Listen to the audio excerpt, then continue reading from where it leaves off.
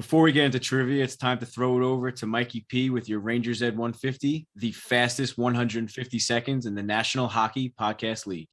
Ladies and gentlemen, welcome back to the COVID edition of the Rangers at 150. It was a tumultuous week around the show with the injury bug hitting some big teams and the Boston Bruins finally showing some signs of mortality, dropping 2 straight games.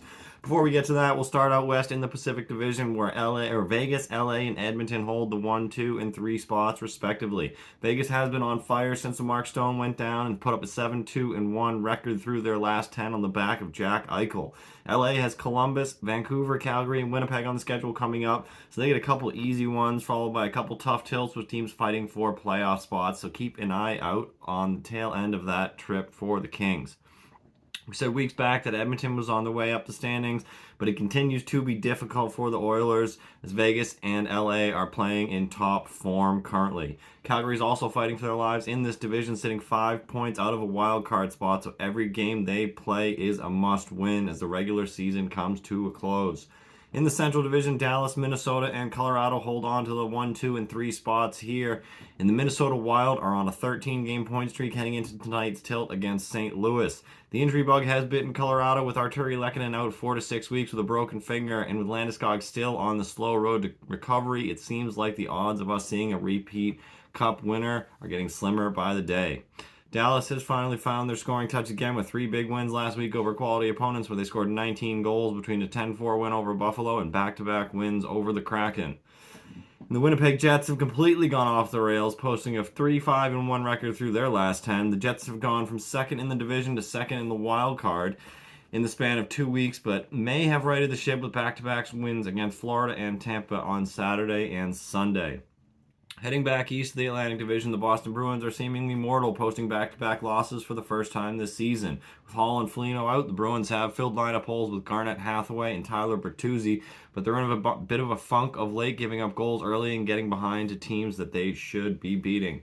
Toronto and Tampa are still in the 2-3 spots of this division, but Florida and Buffalo are really pushing for those wild card spots, sitting at 3 and 5 points respectively out of that second spot held by the Islanders.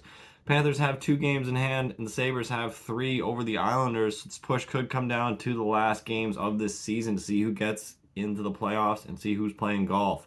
Buffalo has a tough schedule coming up with Washington tonight, then Philly, Boston, Nashville, New Jersey, and the Islanders. Pending how this plays out, the Sabres-Islanders game could be one of the better tilts this season if they're still neck and neck for a wild card spot.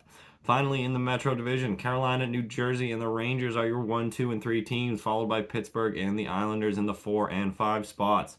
The Pens and Isles are in the 1 and 2 wild card spot for the time being, but the Islanders are likely going to drop back as we get down the stretch, having played at least 2 more games than the other teams in the hunt for that second spot. Bad news for the Hurricanes is Andrei Svechnikov tore an ACL last week and will undergo season-ending knee surgery to have that repaired.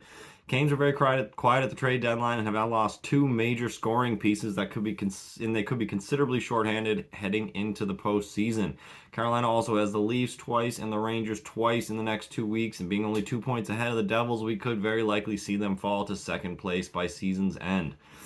We got some exciting hockey coming up this week for the boys in blue. We got back-to-backs against Pittsburgh on Thursday and Saturday, and the Preds Sunday in a big divisional tilt against the Canes on Tuesday. Patty Kane looks like he's settling in nice with 3 goals and 2 assists last week, so let's see if he can keep this momentum going forward.